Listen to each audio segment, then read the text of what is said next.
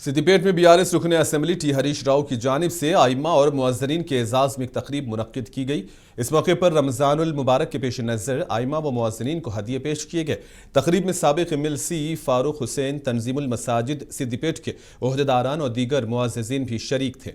इस मौके पर मुकर्रिरीन ने आइम्मा व मुअज्जिनीन की दीनी खिदमत को सराहते हुए कहा कि माशरे की इस्लाह और दीनी शऊर बेदार करने में आइम्मा व मुअज्जिनीन का किरदार निहायत ही अहम है।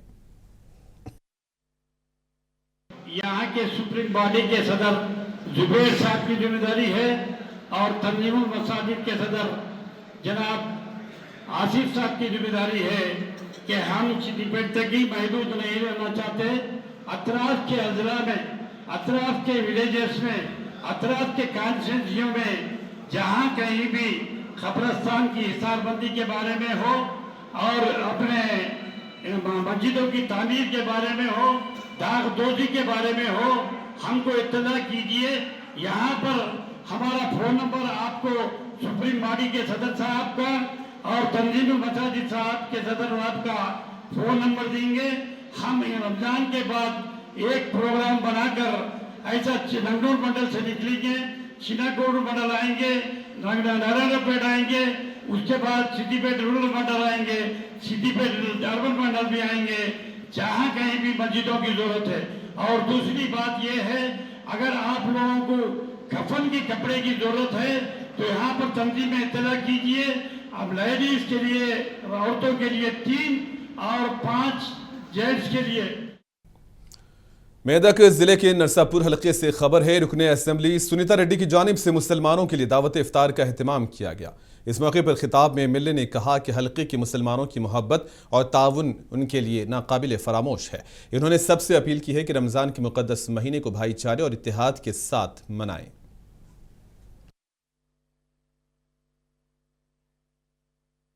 మీరంతా కూడా విచ్చేసినందుకు మా ఆతిథ్యాన్ని స్వీకరిస్తున్నందుకు విచ్చేసినటువంటి మీ అందరూ కూడా చేతులెత్తి హృదయపూర్వక ధన్యవాదాలు తెలియజేస్తా ఉన్నాను. మనందరిది కూడా దాదాపు మన మసీదుద్దీన్ సాబ్ చెప్పినంత మా అధికారంలో ఉన్నా లేకున్నా మీ అందరి అభిమానం అదే విధంగా ఉంది. మరి ఇఫ్తార్ కార్యక్రమాన్ని మనం కొనసాగిస్తూనే ఉన్నాం. మరి మీరంతా కూడా అదే అభిమానంతో వస్తూ ఉన్నందుకు మీ అందరికి మరొకసారి నా హృదయపూర్వక ధన్యవాదాలు తెలియజేస్తూ మరి ఈరోజు నిజంగా కూడా చాలా సంతోషంగా ఉంది. ఈ ఇఫ్తార్ కార్యక్రమంలో మీ అందరితో పాటు మేము పార్టిసిపేట్ చేయడం మరి చాలా సంతోషంగా ఉంది అని చెప్పేసి కూడా తెలియజేస్తా ఉన్నాను. మళ్ళీ రంజాన్ అనేది మనకు పవిత్రమైనటువంటి మాసం. మంచి సూర్యాస్తమం దాకా కూడా కఠినమైనటువంటి దీక్షను కొనసాగిస్తూ ఆకలి దప్పిక అనేది లేకుండా అవన్నీ కూడా అనుభవిస్తూ పేదలు కూడా ఈ బాధలు ఉన్నటువంటి వారిని కూడా సేవ చేయాలన్న ఒకటువంటి ఒక భావన ఈ యొక్క మాసంలో కలుగుతుందని చెప్పేసి మనం అనుకున్నాం. ఉపవాసం ఉండడమే కాదు, దాని ద్వారా ఏంటంటే మనం మరి ఐక్యత, దానం, ధర్మం, శాంతి, సేవాభావం ఇవన్నీ కూడా సోదరభావం ఇవన్నీ కూడా ఈ యొక్క ఇఫ్తార్ ద్వారా మనకు అందడం జరుగుతున్నాయి. కానీ మరి ఇప్పుడే మన మసీదుద్దీన్ సాబ్ చెప్పినారు, గంగా మరి తస్దీక్ అన్నట్టుగా మనం హిందూ ముస్లిం బాయ్ బాయ్ అని చెప్పేసి నినాదంతో మరి ఒక మన కొనసాగిస్తూ ఉన్నా. చాలా సంతోషంగా ఎమ్మెల్యేగా నా నుంచి అయ్యేటువంటి సహకారం.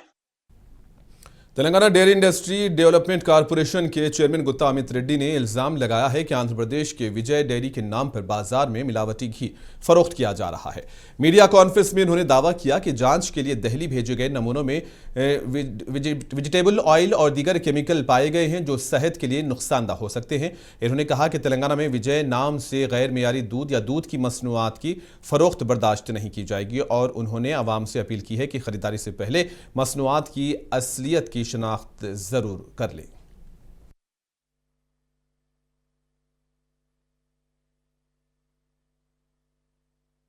నకిలీ బ్రాండ్లు కానీ, నకిలీ పాలన కానీ, నకిలీ ఉత్పత్తులు కానీ ఎవరు ప్రమోట్ చేసినా కూడా సరే, ఏదైనా జిల్లా యూనియన్ చేసినా సరే, ఏపీ పాడి పరిశ్రమ అభివృద్ధి సంస్థ ఇల్లీగల్ గా చేసినా సరే, ఖచ్చితంగా మా పోరాటం 100% ఉంటుంది మా ప్రజల పక్షాన. ఎందుకంటే ప్రజల ఆరోగ్యానికి సంబంధించిన అంశం కాబట్టి మా ప్రభుత్వ సహకారంతో మా రైతాంగానికి సంబంధించిన ఇంట్రెస్ట్ కాపాడుకునే దాని గురించి చిత్తశుద్ధిగా పనిచేస్తాం.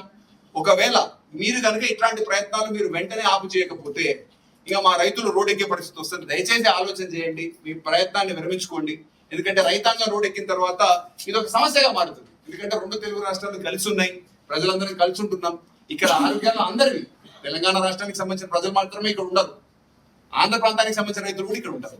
మరి ఈ కల్తీ ఘీ అనేది అందరికీ ఇచ్చి పిల్లల ఆరోగ్యాలు, ప్రజల ఆరోగ్యాలు ఎందుకు మనము ఇబ్బంది పెట్టాలనేది కూడా ఏపీ ప్రభుత్వాన్ని నేను ప్రత్యేకంగా కోరుతా ఉన్నా. ఈ ఆలోచనను విరమించేసుకోండి. ఈ ఫ్రాంచైజీ అరేంజ్మెంట్ వెంటనే మీరు క్లోజ్ చేసుకోండి అని చెప్పి ఏపీ ముఖ్యమంత్రి గారికి, ప్రభుత్వానికి ప్రత్యేకంగా విన్నవిస్తా ఉన్నా.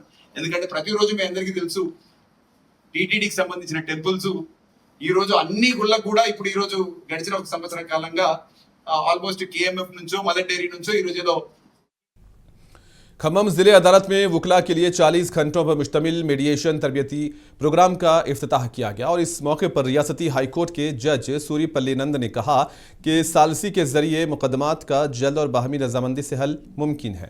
इन्होंने कहा कि अदालतों में ज़ेरे इल्तिवा मुकदमात कम करने के लिए मीडिएशन यानी कि सालसी एक मुअस्सर तरीका है और मीडिएटर्स को गैर जानिबदारी और राजदारी के उसूलों पर अमल करना चाहिए।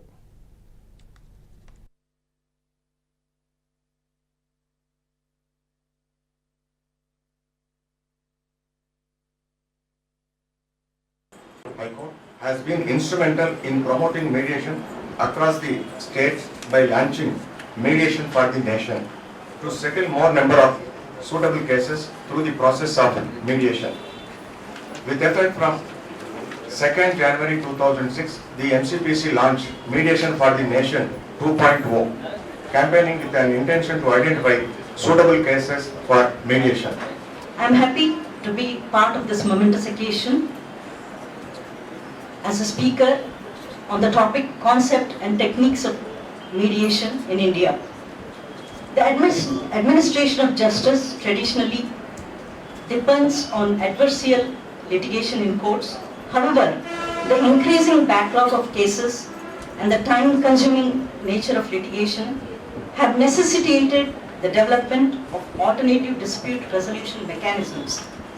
ముందు నేను నిన్న వస్తూ మా ఫ్రెండ్ ఒక ఆయనతో మాట్లాడితే ఎక్కడికి వెళ్తున్నా ప్రోగ్రామ్ అంటే లాయర్స్ ఇట్లా మెడిటేషన్ గురించి అంటే లాయర్స్ మెడిటేషన్ చేస్తారు. లాయర్స్ దగ్గరికి వెళ్తే కేసులు కష్టమవుతాయి కదా, కేసులు ఎక్కువ ఫైల్ చేస్తారు కదా, వాళ్ళ ఎక్కడ షెడ్యూల్ చేస్తారు కేసులు, లాయర్స్ అలా చేయగలుగుతారా అన్నారు. అంటే మన ముందు మన ప్రైమరీగా లాయర్స్ మీద ఉన్న అభిప్రాయం ఏంటంటే వాళ్ళ దగ్గరికి వెళ్తే ఇంకా కేసులు పెరుగుతాయి తప్ప తగ్గుతాయని లేదు. కానీ ఇది డిఫరెంట్ ఆపోజిట్లో మనం ఇప్పుడు ప్రయత్నం చేస్తున్నాం. మనం హైకోర్టు కానీ సుప్రీంకోర్టు మెయిన్ ప్రధానంగా సుప్రీంకోర్టు ఎందుకోసం అంటే కేసులన్నీ బాగా పెండింగ్ ఉన్నాయి. చిన్న చిన్న కేసుల కోసం కూడా కొన్ని సంవత్సరాల తరబడి వస్తున్నారు క్లయింట్స్ అందరూ. ప్లస్ చాలా వాళ్ళందరికీ టైంతో పాటుగా మనీ కూడా వేస్ట్ అవుతుంది. అడ్వకేట్స్ని కనుక ముందు మనం ట్రైన్ చేసి వాళ్ళ ద్వారా క్లయింట్స్ని ఒప్పించగలిగితే చిన్న చిన్న విషయాలు కూడా ఎక్కువ కాలం వెయిట్ చేయకుండా వాళ్ళ సమస్య పరిష్కారం అవుతుంది. हैदराबाद में सिकंदराबाद जोन के डीसीपी दफ्तर में मीडिया कॉन्फ्रेंस रखी गई थी। इसी दौरान पुलिस हुक्काम ने बताया कि आईडीएफसी बैंक मुलाजिम होने का झांसा देकर धोखाधड़ी करने वाले एक शख्स को गिरफ्तार किया गया है। मुलजिम टी भरत साई चंद्र पर यह इल्ज़ाम है कि उसने राखी जैन नामी खातून को धोखा दिया है। 2 करोड़ 80 लाख रुपये का कर्ज दिलवाने का वादा करके 10,69,000 रुपये और तकरीबन 190 ग्राम सोना खालिस हासिल किया था। और पुलिस ने मुलजिम के कब्जे से एक कार, नकदी, सोना और मोबाइल फोन भी जब्त किया है, जबकि मुलजिम के खिलाफ पहले से 8 केसेस दर्ज हैं।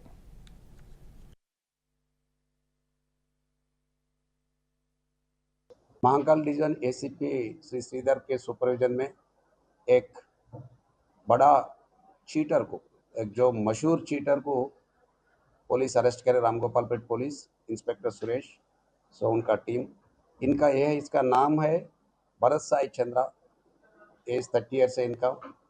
तो फाइनेंस बैंकिंग बोल के लोगों को बैंक हाउसिंग लोन दिला तुम बोल के प्रोसेस फीस के नाम पे ज़्यादा पैसा वसूल करता है। हमारा जो रामगोपालपेट में जो श्रीमती रजनी जैन है, वो Rakhi Jain, she is a complaint victim है। उसको इन्हें इंट्रोड्यूस कर लिया, करने के बाद उससे 2 करोड़ 80 लाख रुपया हाउसिंग लोन दिला तुम बोल के एक 10 लाख रुपया नेट कैश और 16 तुले के सोना उनको बातों में लगा के पूरे ले लिए। आपको मालूम है कि कोई भी प्रोसेस फीस इतना नहीं रहता, इसका पूरे काम चीटिंग काम है। लेने के बाद उनको का ना लोन दिलाया ना उनको कंसर्न में नहीं है। उनके कंपनी